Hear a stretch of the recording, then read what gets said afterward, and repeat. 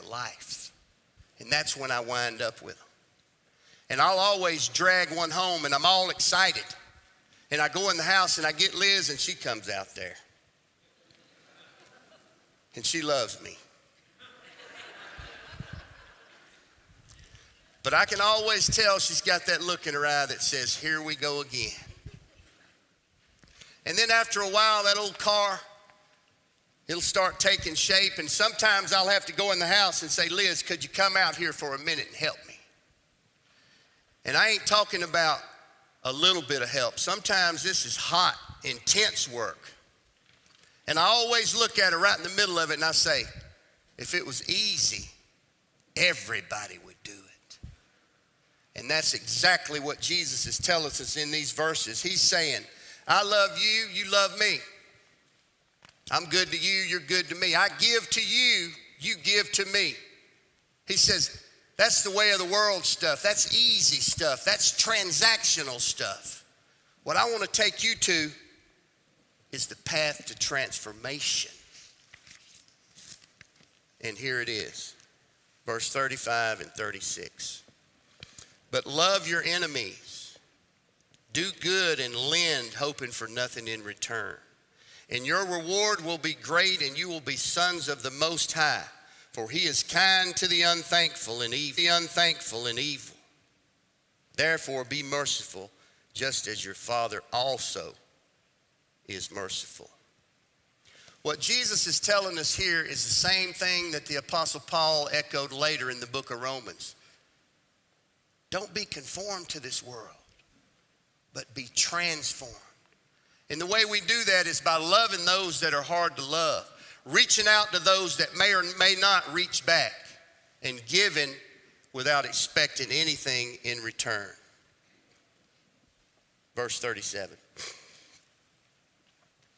Judge God, and you shall not be judged. Condemn not, and you shall not be condemned. Forgive, and you will be forgiven. In Don Henley of Eagles fame's classic song about forgiveness, he says that lately I've been trying to get down to the heart of the matter. He says, but my flesh gets weak and my thoughts seem to shatter. But I think it's about, he says, I really think it's about forgiveness.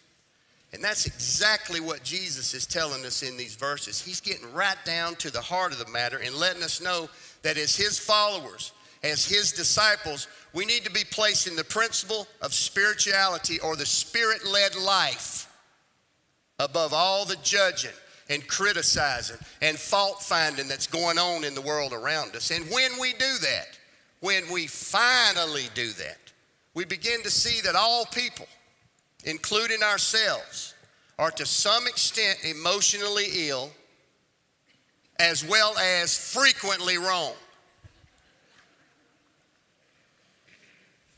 And then we realize how pointless it is to go around all the time angry at a whole bunch of folks who, just like us, are suffering from the pains of the human condition. And that's why Jesus says, let it go. Forgive them. For in that forgiving, we too find forgiveness. Next, Jesus moves us into the subject of giving. And giving is a preacher's favorite subject, right? Verse 38. Give, and it will be given to you. Good measure, pressed down, shaken together, and running over will be put into your bosom. For with the same measure that you use, it will be measured back to you. I remember one time a fellow that used to go to church here, he told me, he said, Damon, every time you open your mouth, it makes me just want to write a check to the church. And I thought to myself, I said, well, that's a good thing because I was a stewardship chair back then. That meant I was doing my job. But what he really meant was that he had heard my testimony. He was familiar with my story. And he knew that not only the power of God was at work in my life, but the power of God was at work in this place. And that every time he wrote a check to First Baptist Church of Decatur, he wasn't just donating to some charity. He was investing in kingdom work. And Jesus says when we invest in kingdom work, he gives it back, pressed down, shaken up, overflowing. And it's a spiritual axiom that all of us Christians, we can only keep what we have by giving it away. Now,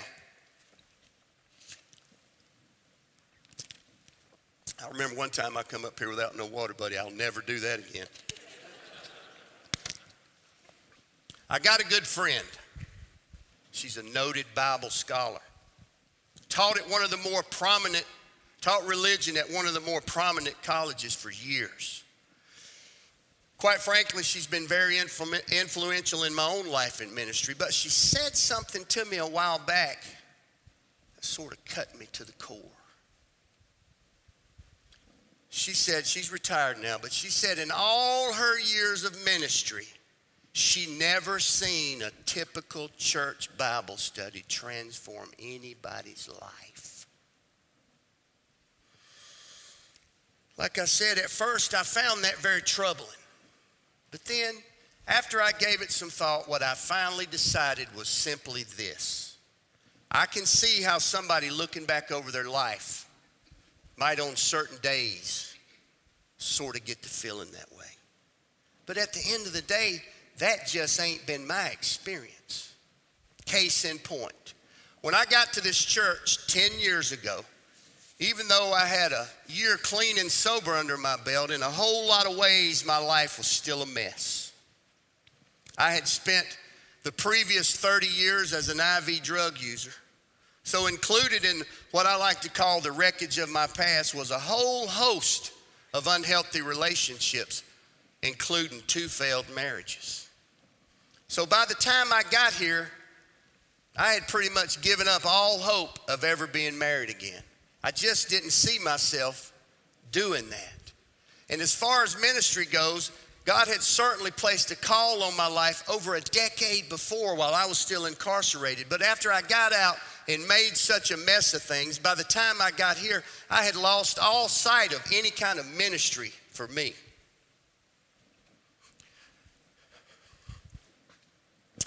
But when I walked through the doors of this church, what I didn't realize was that not only did God have a plan for my life, but that plan included all of you.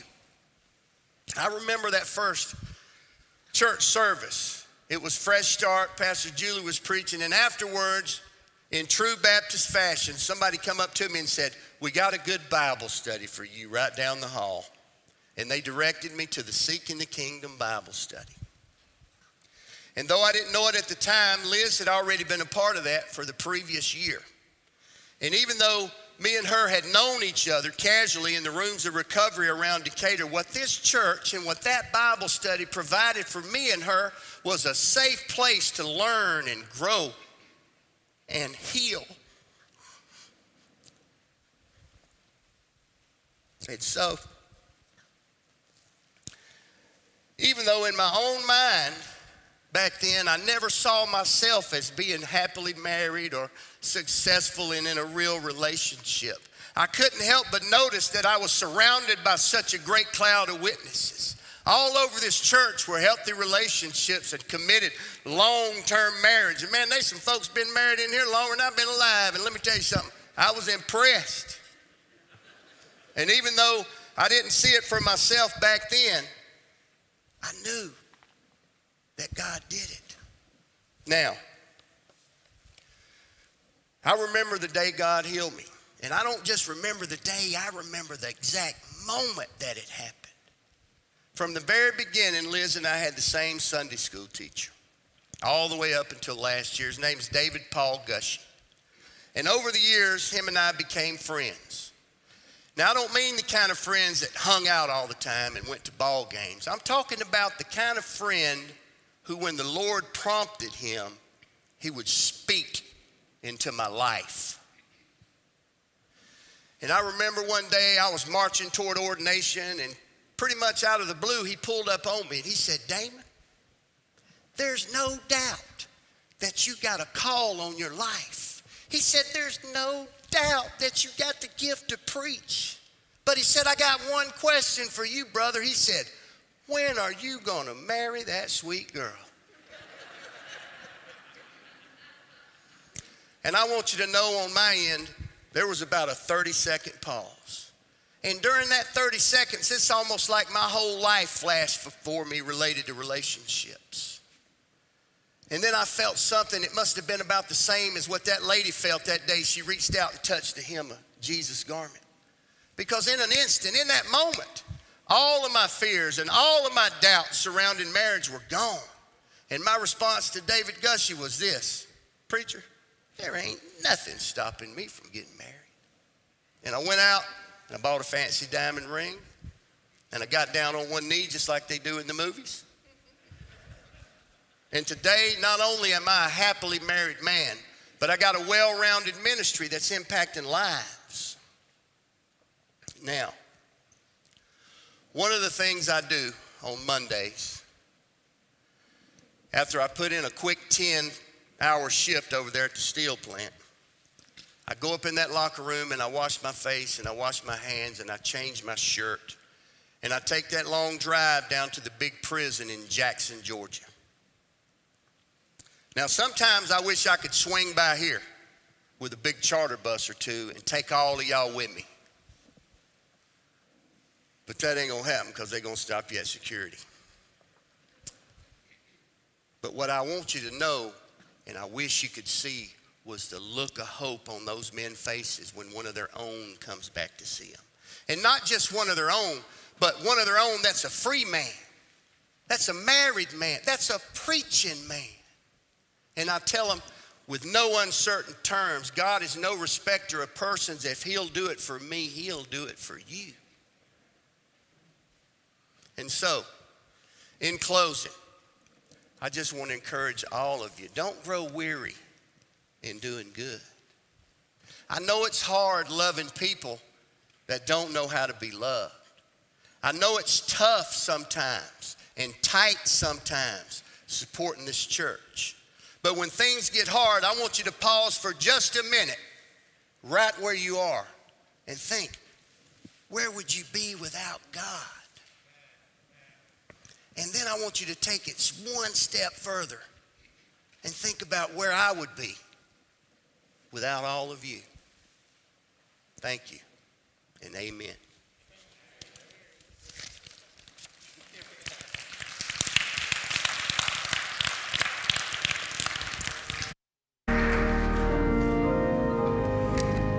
Please stand.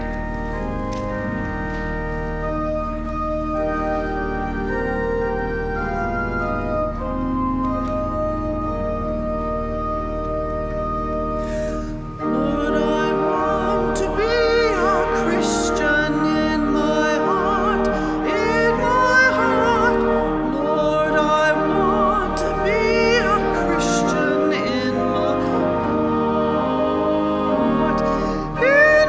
heart.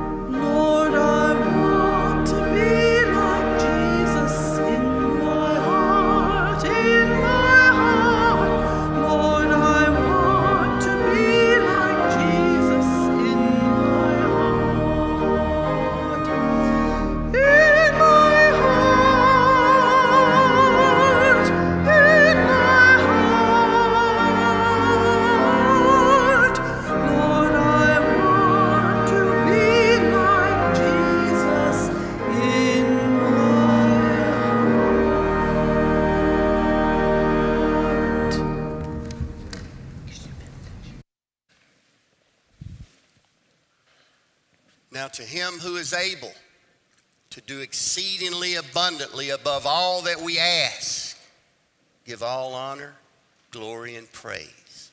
Now go in peace to love and serve the Lord.